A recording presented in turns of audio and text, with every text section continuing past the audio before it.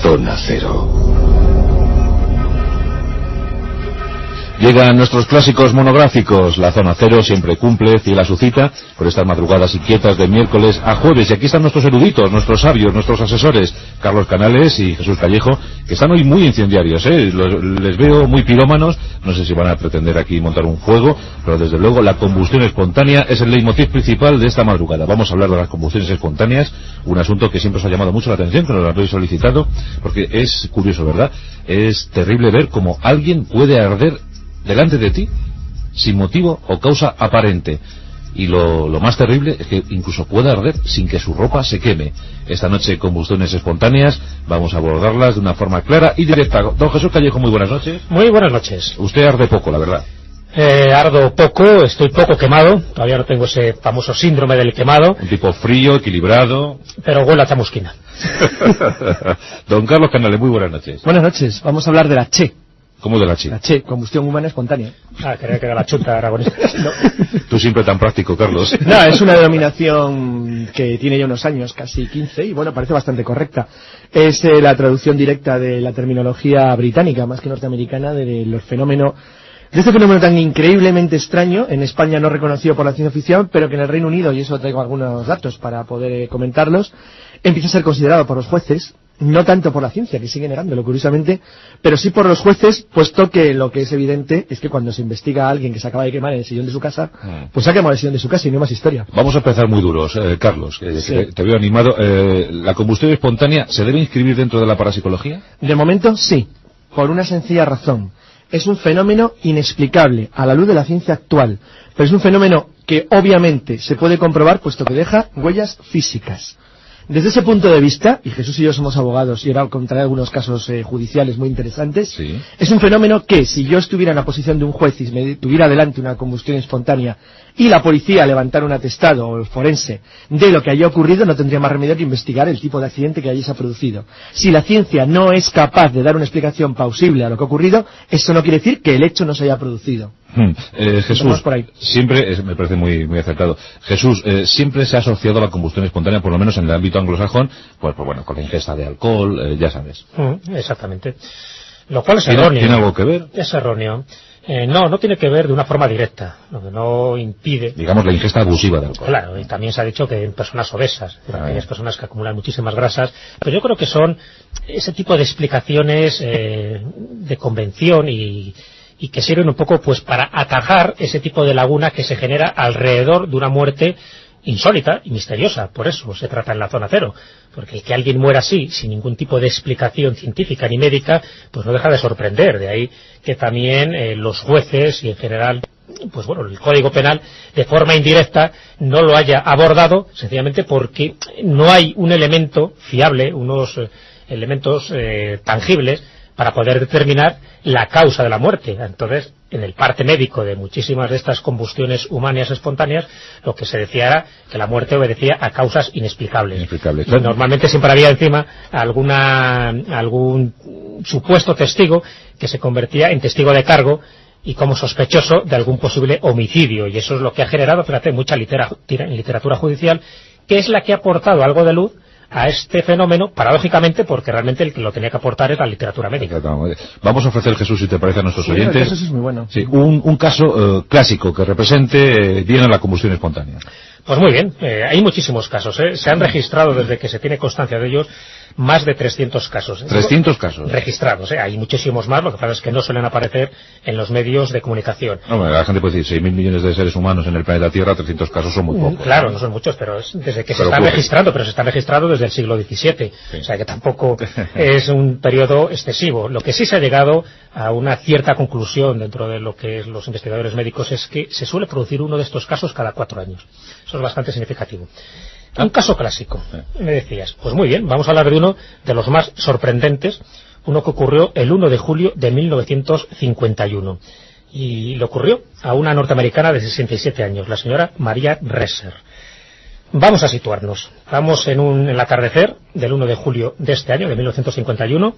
El tiempo está, bueno, en Florida, y en el puerto de San Petersburgo, donde vivía esta señora, la señora Resser, Se presiente que va a haber una tormenta subtropical. Importante el dato de las tormentas porque suelen estar muy asociadas y vinculadas a los casos de combustión humana espontánea.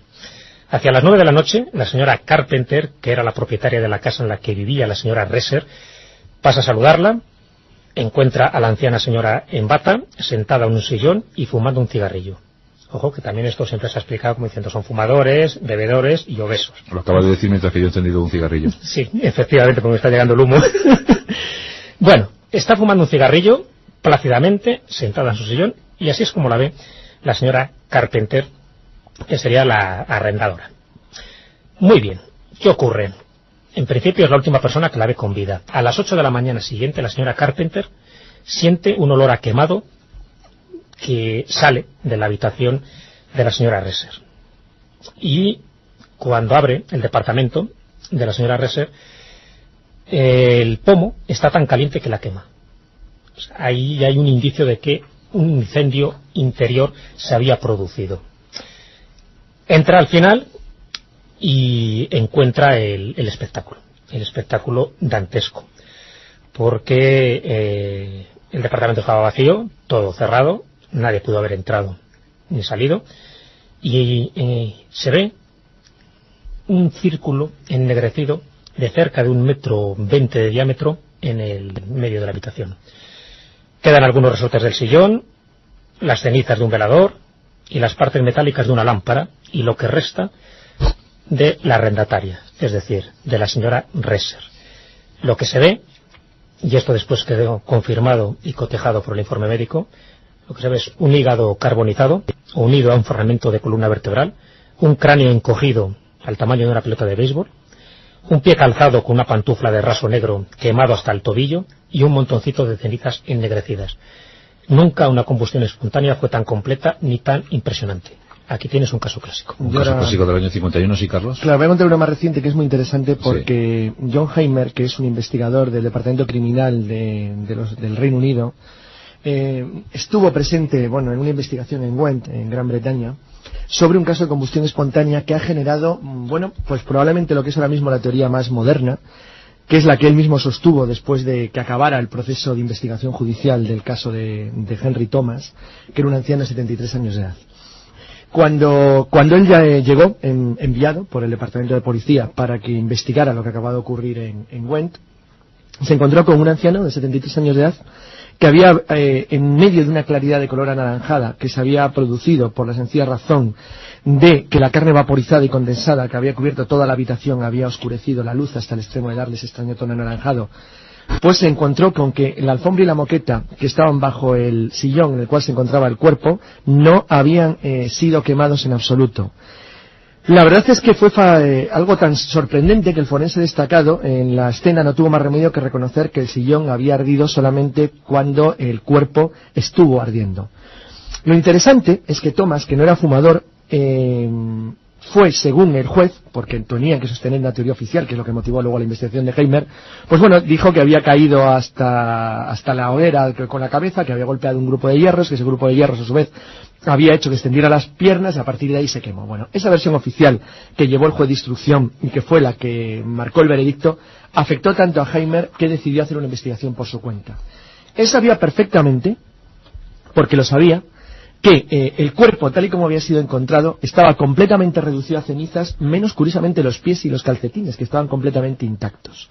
Él calculó, puesto que era un experto en el asunto, que para convertir un cuerpo en una ceniza de ese tipo tenía que haber sido sometido durante un tiempo bastante grande a una fuerza superior a los 900 grados centígrados, es decir, la misma que un horno crematorio.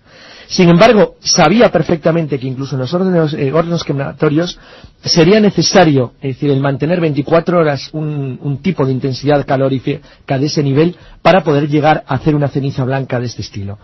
Para que los oyentes hagan una idea, un incendio doméstico habitual genera llamas del orden de los 200 grados centígrados, que son los que harían arder un edificio. para que alguien compare el tipo de fuerza que tuvo que generarse sobre ese sillón, fue de la misma intensidad calórica que la que destruyó las Torres Gemelas, por encima de los 2500 grados centígrados. Pero Carlos, ¿el cuerpo humano es capaz de generar esa potencia calorífica? Sí, a partir de ahí surgió la teoría de Heimer. Heimer tardó muchísimo tiempo en elaborar una teoría que explicara cómo era posible que algo se quemara de una manera tan localizada sin afectar ni siquiera al entorno, y además de una manera tan brutal que pudiera superar lo que sería el incendio capaz de ser generado por un horno crematorio. La teoría de Heimer, que fue publicada en la revista New Sciences el 4 de mayo del 96, es ahora mismo la teoría más avanzada sobre las combustiones espontáneas, si es que consideramos que son un fenómeno real. Y Heimer es un investigador muy serio, y desde luego lo que ocurrió en el caso de Henry Thomas, en muchísimos más, como luego veremos, es un caso absolutamente real. Heimer llama a su teoría explosiva. Él considera que las combustiones humanas espontáneas son el resultado de la reacción del hidrógeno y el oxígeno dentro del cuerpo a nivel celular, hasta el extremo de generar una mezcla adecuada de los dos elementos que funcionan exactamente igual que los combustibles líquidos que se fusionan, es decir, exactamente igual que los combustibles de los cohetes espaciales. De manera que generan una potencia de calor tan terrorífica que cuando en ese momento se da una combinación adecuada a nivel celular, abrasan el cuerpo hasta temperaturas que podrían llegar a alcanzar los 2500 grados sin ni siquiera afectar al entorno. Pues eso tiene que ser una potencia brutal en pocos segundos. Claro, imagínate lo que significaría eso. Es decir, significaría, incluso también se utilizan para explosivos de combinación por mezcla, que funcionan como los pegamentos de doble componente. O sea que cuando se juntan, la reacción en este caso de hidrógeno-oxígeno genera una explosión de tal nivel a nivel celular que todo el cuerpo entero actúa como si fuera la fusión de eso, de un cohete, es decir, del líquido que permite el lanzamiento de un cohete espacial. O sea, por una reacción desconocida hasta ahora, que no sabemos muy bien cómo funciona, el cuerpo humano se convierte en una auténtica bomba. Claro, la teoría de Heimer ha sido muy apoyada, porque cuando él presentó en el año 96 finalmente todo su informe, después de 16 años de investigación muy profunda, mencionaba dos casos también muy interesantes. Voy a contar el primero, luego dejo para más adelante el otro porque es fascinante, que es el caso de Jack Stacy. Jack Stacy es un bombero que fue testigo en primera línea de lo que puede ser una situación de combustión espontánea producida en un momento dado y verificada por un testigo ocular, en este caso cualificado. Bueno, Jackie Stacy iba con su equipo de bomberos en Londres cuando fueron alertados por una llamada urgente de que se estaba produciendo un extraño incendio en un callejón. Lo que encontraron, porque cuando llegaron en ese momento vieron un mendigo que estaba caído en el suelo y vieron como si un soplete lanzara una llama que salía del interior de su cuerpo. Aparte de la paralización por la sorpresa que te das cuando ves algo que es completamente desconocido a lo que tu forma de percibir la realidad está acostumbrado a ver, Jackie Stacy trabajó como lo que era un bombero profesional. Automáticamente dirigió un chorro de agua sobre el cuerpo y se acercaron al cadáver. Entonces vieron que había una hendidura a lo largo de todo el abdomen que estaba abrasada como si hubieran cortado con un rayo láser, porque había cicatrizado toda la herida, y las llamas habían salido hacia arriba como si fueran las llamas de un soplete, es decir, completamente rectas, y según iban extendiéndose le habían ido cortando el cuerpo por la mitad. Bueno, calcularon que el calor que tenía que haber generado esa llama superaba los 1200 grados centígrados. Y fue un calor que se generó solo en el espacio donde el vagabundo se encontraba, sin ni siquiera tocar las cajas de cartón o la basura que había alrededor. Es tremendo. Yo me acuerdo, Jesús, el caso de aquella chica en una discoteca de Canadá, ¿verdad?, que ardió delante de sus amigos y le echaron la culpa al alcohol, ¿no?, que había bebido mucho alcohol. Tiene mucha relación, ¿eh? Claro que tiene mucha relación, porque la teoría que ha expuesto Carlos, que es interesantísima, sobre todo por los años de investigación que le llevó a este investigador el analizarla y llegar a esa conclusión, pero no deja de ser fantástica, porque para que eso se produzca estamos hablando de algo que todavía la ciencia no llega a determinar. Estamos hablando de una reacción del hidrógeno y del oxígeno dentro del cuerpo a nivel celular, algo extrañísimo que se puede dar en momentos muy concretos, de ahí que sea tan excepcional estos casos de combustión humana espontánea. Pero es que hay otras dos teorías que también están adquiriendo últimamente mucho peso, mucha fuerza a la hora de intentar explicar lo inexplicable que siguen siendo estas combustiones espontáneas. Uno sería el efecto mecha y el otro es lo de los rayos en bola. Lo del efecto mecha, que suena así como muy espectacular, pero que tiene su lógica, sí que tiene su parte de razón en aquellas personas que acumulan mucha grasa. El efecto mecha lo que dice más o menos es que, bueno, de esas 300 personas que se han registrado hasta el momento de este fenómeno, se sabe que la ropa de la víctima se enciende accidentalmente. La causa puede ser por muchas cosas, o bien por una chispa de la chimenea, o porque está fumando, evidentemente puede haber ahí una relación efecto-causa, o por la electricidad que genera estas tormentas, alguna chispa que puede haber descendido por la chimenea, etcétera, etcétera. Da igual, el hecho es que sus ropas se incendian accidentalmente. Por supuesto, no estamos hablando de suicidios. Y actúa como una mecha de una vela. O sea, calienta el cuerpo, la ropa en principio, pues bueno, a una temperatura que derrite la grasa corporal, de la cual esta grasa va ardiendo como una vela, proporcionando una fuente de combustible durante horas. Para que lo vean más claro, uno de los que mantienen esta hipótesis, que es John DeHaan, un investigador estadounidense de incendios provocados, demostró que podría ser por el efecto mecha. Y lo que hizo es que, bueno, pues cogió a un cerdo directamente. Ningún humano se quiso prestar a esta experiencia, no sé muy bien por qué, pero vamos, cogió el cadáver de un cerdo, por cierto, no estaba vivo. Porque por su tamaño y composición corporal similar a la de un ser humano. Como que se parecía. Es así. No, además tenía que amplificar el efecto. Luego veremos porque Heimer hizo una contraprueba contra el efecto, contra la demostración de... Entonces lo que hizo fue envolver al animal con una manta para simular las ropas. Y le depositan sobre una alfombra. Vale, ¿no? Y ahí en ese momento lo rocian de gasolina. Vale. Entonces se produce, lo que se provoca es incendiarle. Entonces, bueno, le incendian la manta con la gasolina. En 2 minutos el combustible se había consumido totalmente, pero el fuego se mantuvo gracias a la grasa del cerdo. Esta es la teoría del efecto mecha. Por un lado existe el detonante, se queman las ropas, pero luego se va manteniendo ese calor, que es intensísimo.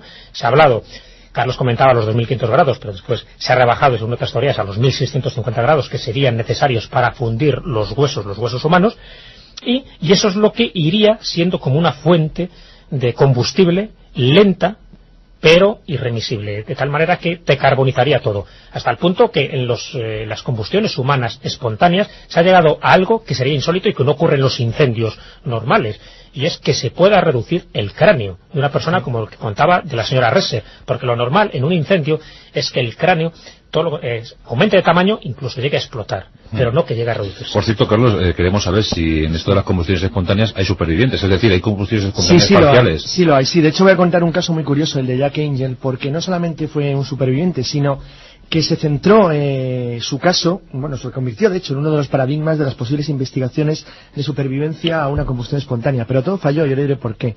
En 1974, Jack Angel se fue a dormir y 4 días después despertó en un hospital con unas quemaduras tan espantosas que fue necesario apuntarle el brazo derecho. El pijamen y las sábanas de la cama, cuando fue recogido, estaban completamente intactos, y él personalmente no sintió ningún dolor hasta varias horas después de haber recuperado la conciencia. Lo interesante del caso de Angel es que nunca ha podido recordar cómo se produjo el incendio que le quemó el brazo sin abrasar el pijama y las sábanas. Fíjate qué cosa más extraña. Lo sorprendente del caso de Angel es que fracasó incluso la regresión hipnótica. Ni en situaciones de alteración de conciencia provocada, porque intentaron de todos, de sistemas de droga a la que se sometió voluntario, hasta regresiones hipnóticas, consiguieron que dijera qué demonios había pasado con su brazo. Es un caso curiosísimo. Sí quería contar una cosa referente a lo que ha dicho Jesús, y es que Heimer hizo una contraprueba contra el famosísimo caso de la demostración del cerdo del efecto mecha, porque él dice que hubo un elemento en el cual se alteró profundamente la realidad, que es lo que separa las pruebas que se han realizado sobre el efecto mecha de lo que es una combustión espontánea humana real. Y es curiosamente en el resto de los huesos. Porque la grasa del cerdo la eliminaron utilizando un cepillo metálico para comprobar cuál había sido el efecto sobre lo que quedaba así sobre el armazón del ser vivo, en este caso los huesos. Y vieron que debajo de la capa el hueso no había sido quemado, con lo cual, aunque la temperatura de carbonización fue de 50 minutos, que es mucho más de tiempo que el que se somete una persona a una combustión espontánea, por cierto, las combustiones espontáneas también afectan a animales, el hecho cierto es que no se llegó a quemar el hueso. Sin embargo, todos los casos que se habían investigado de las auténticas combustiones espontáneas, los huesos quedan completamente convertidos en cerita blanca, como si hubieran sido metidos en un horno crematorio 24 horas. Hemos escuchado hipótesis que nos hablan de química, que nos hablan de reacciones desconocidas. Yo no sé si hay alguna hipótesis, Jesús, que nos acerque al mundo de lo paranormal. Hombre, pero son las hipótesis menos contundentes, y menos fiables. Sí, siempre se ha hablado de que puede ser la actuación de algún espíritu, de algún tipo de fuerza sobrenatural que se ha apoderado sobre la víctima, pero si ya es difícil de explicar desde un punto de vista científico, pues mucho más es explicarlo desde unos parámetros pues totalmente fantásticos. Vamos, que un químico tiene más argumentos en este caso que un esotérico, ¿no? Evidentemente, porque fíjate que incluso hasta los escépticos han llegado a negar esta fenomenología, que es verdad que es extraña, pero no se puede negar porque casos hay. Pero no hay que llegar ni a un extremo ni a otro, ni a negarla, porque ahí están esos 300 o 1000 o los que sean, pero ahí están esos casos, pero no se puede tampoco explicar, creo yo, desde un punto de vista paranormal. Es decir, que la parapsicología sí tiene hasta un nombre para designar a este tipo de fenomenología, lo cual me parece muy bien porque es la pirogénesis, pero eso no lo explicaría ninguno de esos acontecimientos, vamos a llamarlos sobrenaturales. Yo entiendo, fíjate, y esa es una teoría ya muy sui generis mío, que tiene que ver con las circunstancias meteorológicas. ¿Sí? Porque yo he estado un poco analizando todos estos casos, la gran mayoría aparecen unos elementos que son comunes, que te paso a resumir muy rápidamente y después si quieres en detalle uno de ellos. Estas características universales, que serían genéricas para, ya no digo todos, pero casi todos los casos de combustión humana espontánea, es la gran rapidez con la que se produce. Las víctimas se encuentran normalmente tumbadas o sentadas como si nada hubiera ocurrido y parece que no tienen conciencia de lo que les está sucediendo. Ese sería uno de los elementos. El segundo es que las víctimas no suelen gritar ni luchar. Es algo tan rápido que ellos no son, ya digo, conscientes de que se está produciendo algo que al final va a acabar con su vida. Los vestidos suelen permanecer intactos sobre el cuerpo carbonizado, por lo tanto ahí sí que habría que hablar de alguna circunstancia celular en el sentido que comentaba Carlos. Suelen ser casos individualizados, es decir, rara vez afecta a varias personas. La intensidad del calor, como hemos comentado, se necesita por lo menos una temperatura de 1650 grados como mínimo para reducir los huesos a cenizas. Para hacernos una idea, cuando un coche arde, se quema, suele tener una temperatura de 700 grados centígrados. Y aquí estamos hablando de 1650. Jesús, por cierto, ¿se sabe si esto de las combustiones espontáneas ha afectado a miembros de una misma familia? Sería muy interesante saberlo. Sí, sería interesante. Yo no conozco ningún caso. Sí, lo que pasa es que hay una cosa que va en contra de eso, ahora lo comentaré. Claro, que sea un fenómeno recurrente y que afecte a varios miembros de la familia de una forma consecutiva. Que eso sí ha ocurrido en otros fenómenos paranormales, como son casas encantadas, o como son abducciones, cosas similares, que sí parece que son selectivos, incluso hay un componente genético. Aquí no. Aquí se tienen que dar una serie de circunstancias que es verdad, y esa sería la parte un poco que podría confirmar positivamente la pregunta que me has hecho, es que si hay un elemento genético, en el sentido de las grasas, en el sentido de la composición celular, en el sentido de que son personas que beben, que fuman, están más predispuestas a que esto ocurra, y por supuesto si están viviendo en una zona geográfica donde esas tormentas parece que interactúan con una mayor frecuencia en la biología del sujeto, que al final se convierte en víctima. Puede ser, pero yo no conozco casos de combustiones humanas espontáneas que hayan afectado a 2 o 3 miembros de la misma familia. ¿Sabéis por qué no ocurre? Es que es curioso, la conclusión de New Science lo que decía fundamentalmente es que en conjunto había una especie de síntesis que se podía establecer sobre el fenómeno de la combustión espontánea. Y esas condiciones, curiosamente, están contra el hecho que pudiera ser, por ejemplo, una familia. Por lo siguiente, se trata casi siempre, de algo que afecta más al estado psíquico y fisiológico de la víctima que al sexo. Con lo cual, se da normalmente en personas solitarias, sedentarias, incapacitadas por enfermedad o por lesiones, psicológicamente desesperadas, con miedo, depresión, nerviosos o muy resentidos. Es decir, gente en general huraña y aislada. Con lo cual, claro, nunca se dan familias, porque son personas que ya en principio viven solas y no tienen un núcleo de relación familiar. Entonces, Heimler llamaba a lo que produce el disparo el percutor. Es decir, que cuando una persona tiene esas condiciones, y en ese momento, en el lugar en el que vive, o por las circunstancias atmosféricas del entorno, se produce un rayo cósmico, un estallido natural de energía de baja frecuencia, una bola de fuego, cualquier cosa que actúe como un disparador, genera una combustión humana. Sí, y por cierto, ¿cuál es la cuota española en esto de las combustiones espontáneas? No, aquí no se ha hecho ninguna estadística, por desgracia, porque es verdad que ¿tenemos algún caso? Se han dado casos, sí. Pero nunca han traspasado un poco lo que es los periódicos sensacionalistas y siempre se han revestido pues de algún tipo de homicidio o de suicidios. pero nunca con ese tipo de explicación paranormal. Yo recuerdo, lo que pasa es que fue una pena que no lo guardara en su momento, cuando existía aquel famoso periódico El Caso. Era de lo más pavoroso, ¿no? Por la cantidad de crímenes truculentos que allí aparecía. La delicia de los Men in Black. Sí. Sí, es verdad, es cierto. Sí. Recuerdo que me llamó la atención alguno de estos casos, ¿no? De persona muerta misteriosamente en su casa, carbonizada, se supone que la estufa y tal, pues incendió el hogar y ella también quedó carbonizada. Pero bueno, eran explicaciones que daban un poco pues al socaire, ¿no? del asunto. Que si se investigara y se pudiera recoger en una hemeroteca todo este tipo de casos, seguro que podíamos hacer pues una pequeña estadística ibérica donde algunos de estos siniestros casos no tendrían una explicación tan sencilla, sino que posiblemente obedecerían a combustiones humanas espontáneas. Por desgracia, aquí tenemos siempre que remitirnos a literatura anglosajona, que son los que se han hecho como más sensibles a recoger esta casuística, incluso en novelas literarias, como alguna de Charles Dickens, La casa escondida, ya menciona dentro de una de las escenas así más intrigantes de esa novela, menciona un caso de combustión humana espontánea, lo que quiere decir que en su época este tipo de problemática también pues tenía sus corrillos y sus detractores y gente, ¿no?, que por supuesto nunca lo ha llegado a admitir, incluso ahora. Pero bueno, está bien que Charles Dickens, que era el padre de la novela social, ¿no? El padre de la novela social, y que recogió algunos de estos casos, incluso Honoré de Balzac también lo tiene recogido en algunas de sus obras. Sería bueno hacer también un recorrido literario, porque se hicieron eco de supuestos casos extraños. Ojo, ellos nunca lo llamaban combustiones humanas espontáneas, está claro, pero sí indicaban ciertos elementos, ciertos detalles que nos ponían sobre la pista de algo enigmático, de que no había una causa que provocara este efecto. Bueno, pues ya veis, amigos oyentes de la Zona Cero, de la Rosa de los Vientos, que las combustiones espontáneas son más frecuentes de lo que parece, por lo menos unos 300 casos constatados y también algún caso español.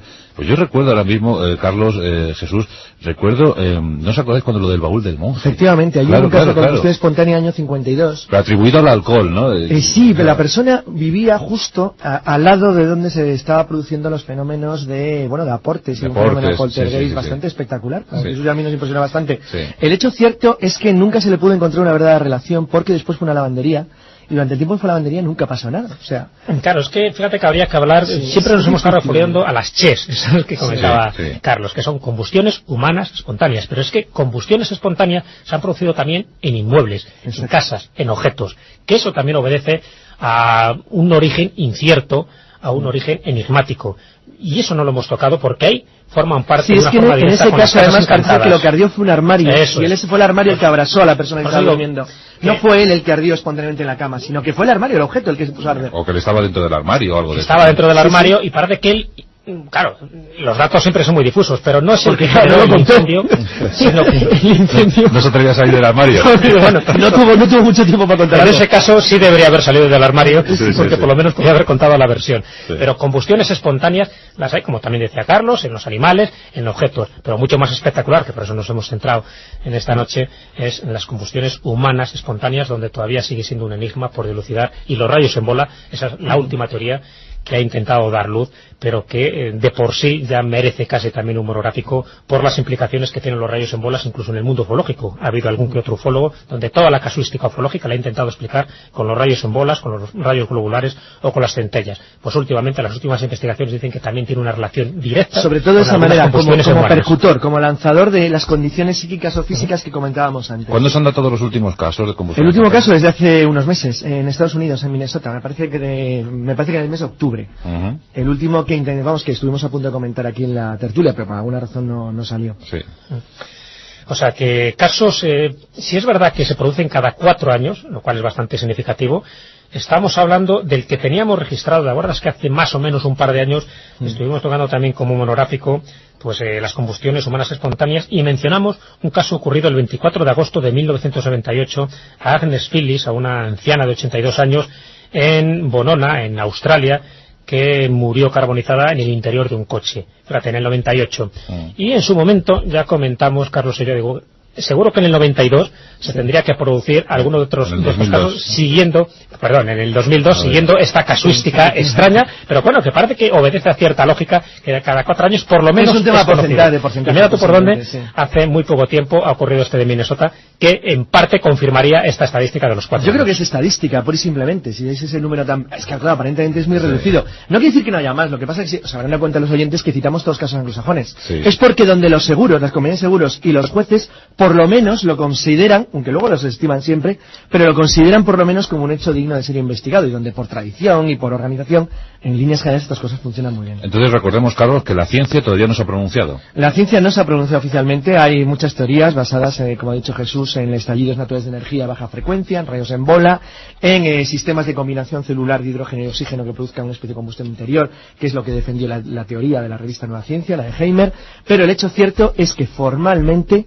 no se considera un fenómeno real. ¿Seguirá siendo entonces, Jesús, misterio para la zona cero? Seguirá siendo un misterio, por supuesto, porque son tan raros estos casos que es muy difícil poder llegar a unas conclusiones definitivas, salvo esos elementos comunes, universales, que he comentado antes y que parece que se dan en casi todos los casos. Pero desde luego las explicaciones, muy difícil, están entre lo que sería la enfermedad, que el cuerpo humano puede generar gases que se queman al entrar en contacto con el oxígeno, esa es la explicación más plausible, más lógica, pero que tampoco explica nada, y estaría también la de la formación de los fosfágenos en el tejido muscular, que no lo hemos comentado, pero que algunos tiros van en esa línea. Los fosfágenos, que es un compuesto similar a la nitroglicerina, que podría acumularse, pues eso, en cantidades anormales en personas sedentarias y que tengan propensión a la obesidad. La teoría de los gases intestinales. Pero por supuesto que nadie que sea obeso y que tenga gases se preocupe por lo que estamos diciendo, porque es un caso tan raro, y como ya, si seguimos ese razonamiento de la estadística de los 4 años, ya se ha producido el caso, que se despreocupen que hasta el año 2006 no volverá a haber otra combustión humana espontánea. Auténticas bombas humanas, 300